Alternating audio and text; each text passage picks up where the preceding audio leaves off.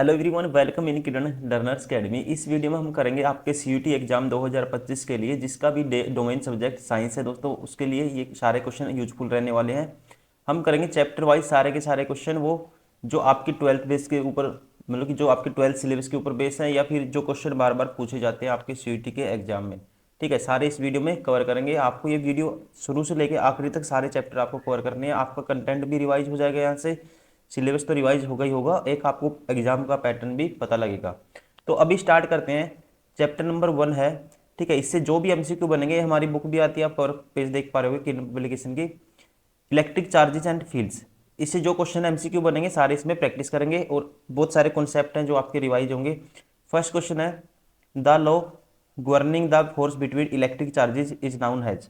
तो आप ध्यान रखेंगे, Coulomb's law is used, Coulomb's law is used to calculate the force between two charges. ठीक है, या बिटवीन द चार्जेस।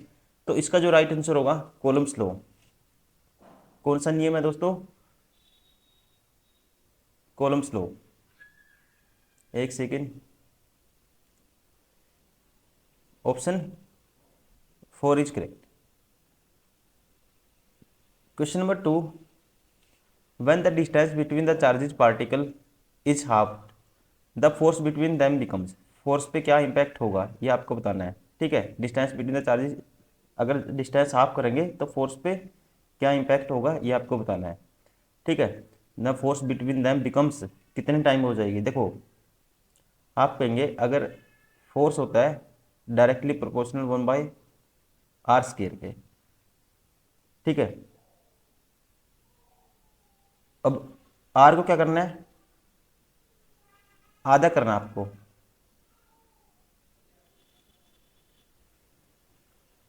आर को करना है 1/2। ठीक है, या कह सकते हैं r/2। इसका स्क्वायर करोगे तो एफ डायरेक्टली प्रोपोर्शनल होगा किसके, ये आर 1/r² बटे में 4 हो जाएगा, और एफ डायरेक्टली प्रोपोर्शनल हो जाएगा किसके, 4 ऊपर चला जाएगा, 4/r²। तो फोर्स कितने टाइम्स हो जाएगा दोस्तों? ठीक है, ये हो जाएगा 4 times. Option 4 is correct. Question number 3, there are two charges +1 and +5, the ratio of the force acting on them will be. ठीक है, रेशियो ऑफ द फोर्स बताना है आपको, क्या रहेगा। अब देखो, फोर्स क्या होता है दोस्तों, मान लो F1 फोर्स होता है, चार्जेस के रिलेशन में आपको रिलेशन निकालना है। Q1 पहला चार्ज, Q2, ठीक है, Q1 Q2 बटे में 4πε0 r²। अब चार्ज यहाँ F1 की वैल्यू आ जाएगी।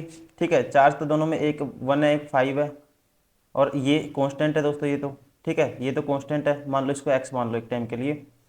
और F2 सेम ऐसे ही आएगा। ठीक है, Q1 Q2 1 × 5, और ये कांस्टेंट है। अब F1 F2 निकालोगे, रेशियो निकालोगे, तो इनका क्या आएगा, ये 1:1 कैंसिल आउट करेंगे, 1/1 आएगा, इसलिए option second is correct. Question number 4, a charge Q1 exerts, ठीक है, some force on the second charge Q2, if the third charge Q3 is brought near, the force Q1 will be exerted on Q2। तो force पे क्या impact पड़ेगा, देखो force क्या होगा, F होगा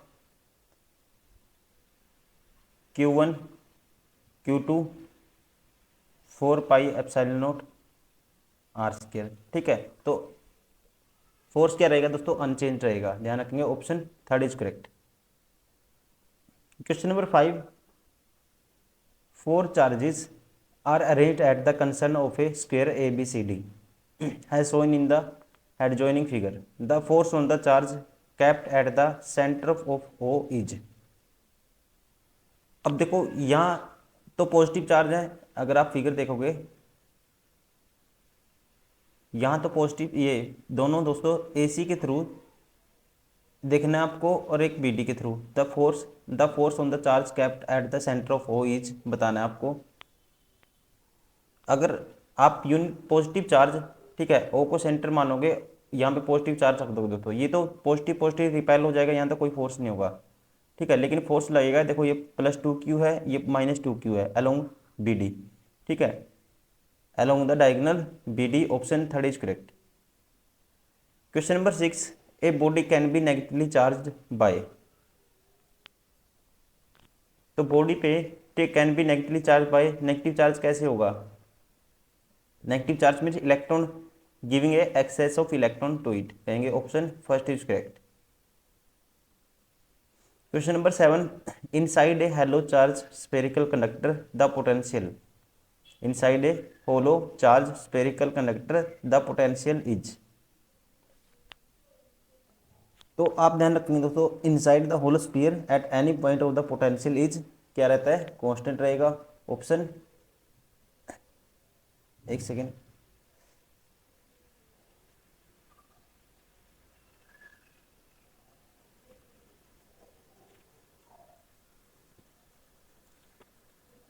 क्या रहेगा? Constant, option first is correct. Question number 8, two small spheres each carrying a charge q are placed r meter apart. If one of the sphere is taken around the other one is a circular path of the radius r, the work done will be equal to। तो आप ध्यान रखेंगे, work done when charge sphere is move around a another circular path, तो आपको find out करना है। देखो force होता है दोस्तों, फोर्स किसके बराबर होता है, या कह सकते हैं वर्क डन किसके बराबर होता है? Work done is equal to force into displacement, F D, ठीक है, डी क्या है? डिस्प्लेसमेंट।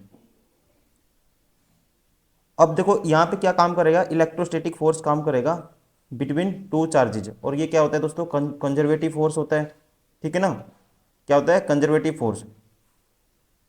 और ध्यान रखेंगे, work done by conservative force over a closed path is always zero, ठीक है, तो यहाँ पे होगा जो वर्क डन विल बी क्या होगा? जीरो होगा, option four is correct. Question number 9, the electric charge in uniform motion produces. तो ध्यान रखेंगे, जो मूवेबल चार्ज होता है हमेशा प्रोड्यूस करता है, इलेक्ट्रिक फील्ड भी प्रोड्यूस करेगा और मैग्नेटिक फील्ड भी, दोनों दोनों के दो प्रोड्यूस होंगे, ध्यान रखेंगे, option third is correct. Question number 10, a hollow metal sphere of radius 5 centimetre is charged so that the potential on the its surface is 10 volt. The potential at the center of the sphere is।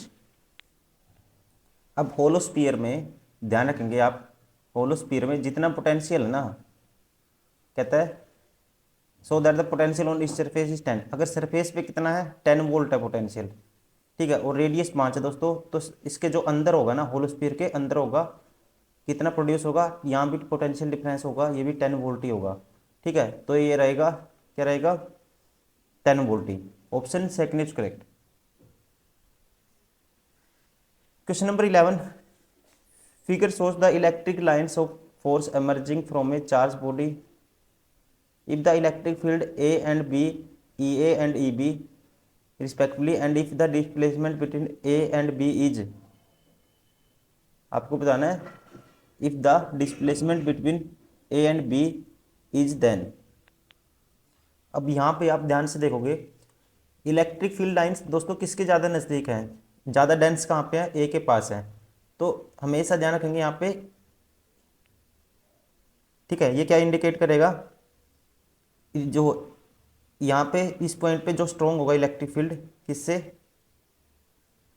B point से, ठीक है, तो इस type का कौन सा option है? Option one, option one is correct.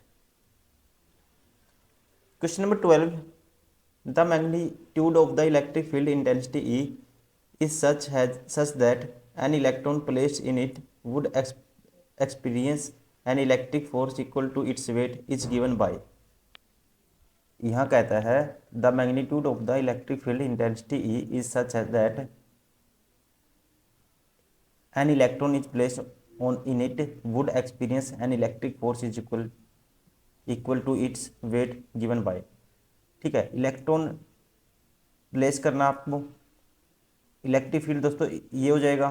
ठीक है, और ये किसके बराबर है, फोर्स के बराबर है, और ये किसके बराबर, फोर्स है mg के बराबर। तो यहाँ से इलेक्ट्रिक फील्ड आ जाएगा हमारे पास mg बटे में e। mg बटे में e कौन सा ऑप्शन है, option second is correct. Question number 13, a conductor with a positive charge. ठीक है, conductor with a positive charge, तो दोस्तों क्या हो सकता है, may be positive, zero, negative potential according to the way of the define the zero potential. ठीक है, तो ये हो सकता है मे बी पॉजिटिव, जीरो और negative potential. Option 4 is correct. Question number 14, an electron and A proton are in a uniform electric field, the ratio of their acceleration will be. Acceleration होता है, ठीक है, इस रिलेशन में आपको acceleration ध्यान रखना है, क्या होता है, ये होता है acceleration Q E divide by M, Q E divide by M. अब देखो रेशियो निकालना आपको, ratio of acceleration will be, ठीक है, इलेक्ट्रॉन और प्रोटॉन का, तो ये आएगा दोस्तों ए ई डिवाइड बाय इलेक्ट्रॉन है ये तो, और ये है एक्सेलरेशन ऑफ प्रोटॉन, तो ये आ जाएगा, देखो ये तो कैंसिल आउट हो ही जाएगा ई से ही तो, ठीक है, और क्यू भी कैंसिल आउट हो जाएगा। ठीक है, तो ये आ जाएगा, उल्टा हो जाएगा, यहाँ आप जब करोगे ये तो कैंसिल आउट हो जाएगा, और ये Q E divide by mass of electron, Q E ये तो कांस्टेंट है, डिवाइड बाय प्रोटॉन। ठीक है, तो इससे ये कैंसिल हो जाएगा, ये उल्टा हो जाएगा, M P divide by M P. ठीक है, तो रेशियो क्या आएगा हमारे पास, option third, the ratio of the masses of proton and the electron, option third is correct. Question number 15, an electric dipole of moment p is placed in the position of the stable equilibrium in uniform electric field of intensity E. It is rotated through an angle of theta from the initial position. The potential energy of the electric dipole in the final position is. तो जो potential energy होती है दोस्तों, ध्यान रखेंगे final position पे, आपको result याद रखना है डायरेक्ट। ठीक है, ये होता है U is equal to minus के P in E cos theta, P E cos theta, option 4 is correct, minus P E cos theta. Question number 16, an electric dipole is kept in non uniform electric field, it experiences, ठीक है ना, an electric dipole is kept in non uniform electric field, it experiences, तो ध्यान रखेंगे, as the dipole will feel two forces which are the opposite but not equal. ठीक है, a net force will be there and as their forces act at a different point of a body, a torque is also a there. ठीक है, एक तो force लगेगी दोस्तों, force and a torque, option first is correct. Non uniform electric dipole जब रखोगे आप इसमें नॉन यूनिफॉर्म इलेक्ट्रिक फील्ड में, तो ये होगा क्या, एक्सपीरियंस होगा ए फोर्स ए टॉर्क्यू दोनों, ऑप्शन फर्स्ट इज करेक्ट। ठीक है, a force and a torque. Question number 17, an electric dipole consisting of two opposite charges of 2 × 10⁻⁶ coulomb is separated by distance 3 cm is placed an electric field of 2 × 10⁵ Newton per coulomb. The maximum torque on the dipole will be. Maximum torque होता है PE, किसके बराबर, PE के बराबर। ठीक है, यहाँ पे इसकी वैल्यू क्या है दोस्तों, चार्ज क्या है, कंसिस्टिंग ऑफ टू चार्जेस 2 × 10⁻⁶, और डिस्टेंस कितना है 3 सेंटीमीटर को मीटर में कन्वर्ट कर देंगे, इनटू में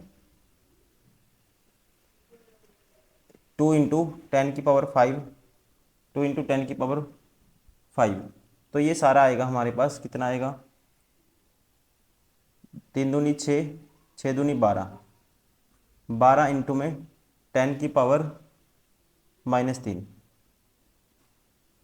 ठीक है, मैक्सिमम टॉर्क क्या आएगा, ये आएगा, मैक्सिमम टॉर्क आएगा ये न्यूटन मीटर।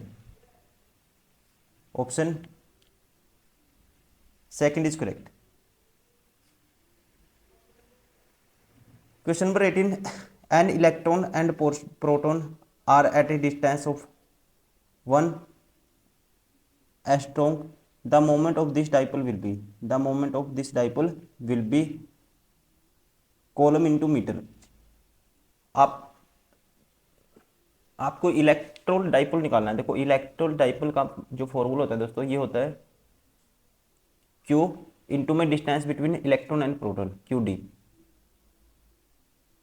ठीक है, किसके बराबर होता है, QD के बराबर होता है P। यहाँ पे Q आ जाएगा चार्ज ऑन इलेक्ट्रॉन 1 पॉइंट कितना होता है दोस्तों, 1.602 इंटू 10 की पावर -19 कोलाम। और D डिस्टेंस हो जाएगा, ये क्या है, 1 एंगस्ट्रॉम। ठीक है, इसको कन्वर्ट कर देंगे मीटर में, तो इंटू में कर देंगे 1 इंटू 10 की पावर कितना हो जाएगा दोस्तों, 1 इंटू 10 की पावर ये होता है -10 मीटर। तो इसको कैलकुलेट करोगे आप, ये आ रहा होगा 1.602 इंटू 10 की पावर -29। ठीक है, ये किसके बराबर है, ये है किसके आसपास, ऑप्शन ये रहा, option second is correct. Question number 19, electric field at a point varies as R की power R not for the. ठीक है, तो आपको बताना ये होता है electric field due to point charge होता है, E इक्वल टू 1/r² होता है ड्यू टू पॉइंट चार्ज, और ड्यू टू इलेक्ट्रिक डाइपोल होता है 1/r³। तो यहाँ से दोस्तों electric field due to infinite line charge, तो E होता है डायरेक्टली प्रोपोर्शनल 1/r के। ठीक है, और electric field due to an infinite plane sheet of charge, ठीक है, ये होता है कांस्टेंट। क्या होता है, कांस्टेंट होता है, a plane infinite sheet of charge के लिए कांस्टेंट होता है, option third is correct. Question number 20, the electric flux coming out of a unit positive charge put in air is. तो ये होगा electric flux, electric field into में displacement, या कह सकते हैं डिस्टेंस, ये बराबर होगा दोस्तों 1/ε0 फॉर ए, किसके लिए, out of unit positive charge के लिए, इसकी वैल्यू आ जाएगी 1। तो ये आएगा हमारे पास ε0 की power -1, option second is correct. ठीक है, ऑप्शन सेकंड इज करेक्ट। दोस्तों ये हो गए सारे के सारे वो क्वेश्चन चैप्टर 1 के। ठीक है, चैप्टर 1 के वो सारे के सारे क्वेश्चन जो आपके 12th बेस सिलेबस पे बनते हैं, इलेक्ट्रिक चार्जेज एंड फील्ड। ठीक है, हमने सारे के सारे MCQ जो भी बनते थे आपके 12th बेस सिलेबस पे, या फिर जो आ सकते हैं या बार बार पूछे जाते हैं, वो हमने सारे कवर किए हैं। उम्मीद करता हूँ वीडियो पसंद आई होगी, आप इसको लगातार देख भी रहेंगे। अगर आपका डोमेन सब्जेक्ट साइंस नहीं है, कुछ और है, हमने ह्यूमैनिटीज़, कॉमर्स, ठीक है, बिजनेस, अकाउंटेंसी, वो सारे सब्जेक्ट भी कवर किए हैं, ह्यूमैनिटीज़।